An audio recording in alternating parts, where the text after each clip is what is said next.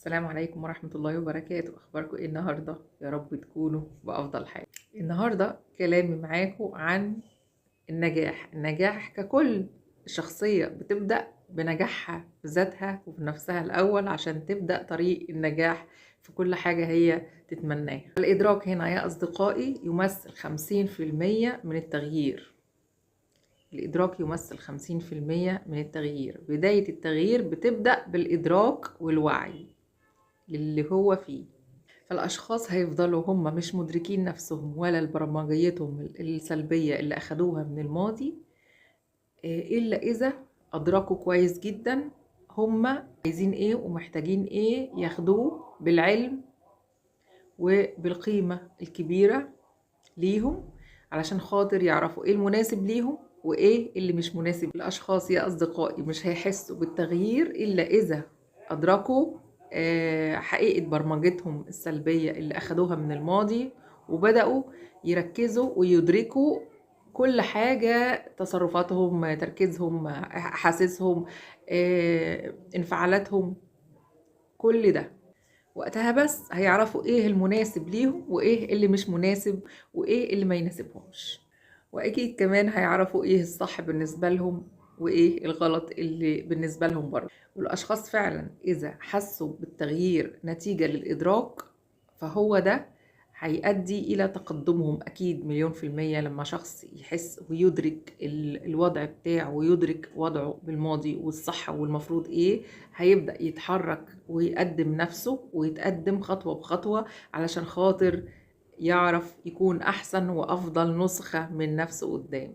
وأكيد وطبيعي لازم علشان خاطر تبقى شخص ناجح أو تبقي شخصية ناجحة لازم تتحط جذور للنجاح ده في الشخصية نفسها، عشان ده اللي هيدي لتقدمك أو تقدمك قدام. أول حاجة للتغيير ده لازم الإدراك.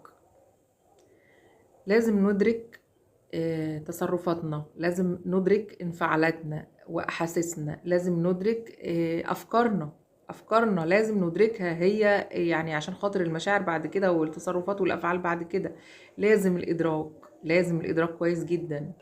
عاوز أقول لكم على حاجة، إن ورا كل جهد مبذول أكيد في قيمة إحنا مستنيينها وكمان استفادة من ورا القيمة دي. القيمة الأعلى دايما تدي استفادة أكبر دايما. بمعنى إن مثلا في إنسان عاوز ينجح في مجاله بشكل كبير جدا جدا جدا، لكن هو معلوماته على قدها، فلازم هنا يعمل إيه؟ يزود قيمته بالتعليم والإدراك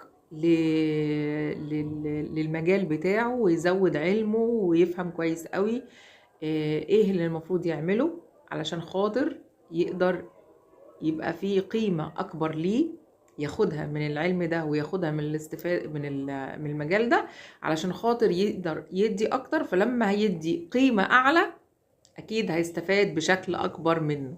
مثلا حاجة كمان، إنه كل ما اديت مثلا في صلاتك وصيامك وقيامك وقرآنك بضمير ونية مخلصة لله، وزودت فيها يعني القيمة العمل، أكيد 1000000% هينعاد عليك في حياتك وفي دنيتك وفي آخرتك وفي كل حاجة كويسة.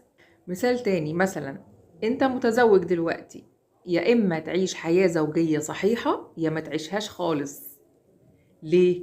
لأن كل ما زودت القيمة وحسنتها وحسنت جودتها واديت فيها اهتمام واديت فيها رعاية واديت فيها كل حاجة، أكيد 1000000% هينعاد عليها بالحياة ديت بكل حاجة إيجابية. والعكس من كده تماما، كل ما قللت من القيمة وقللت من كل حاجة المفروض إن بتعطيها من جميع الجوانب، كل ما طبعا ملهاش أي قيمة. فالشخص الذكي هنا هو كل ما يعمل حاجة في حياته المفروض يعملها بقيمة عالية ويديها حقها علشان ينعاد عليه بكل خير وكل حاجة كويسة. يعني انت عاوز تكون أفضل أو انت عايزة تكوني أفضل، لازم تزودوا قيمة أكبر لنفسكم. كل ما زودتوا القيمة الكبيرة ليكم كل ما كان انتوا في مكانة أفضل وأحسن، شخصيتكم أحسن كمان من الأول.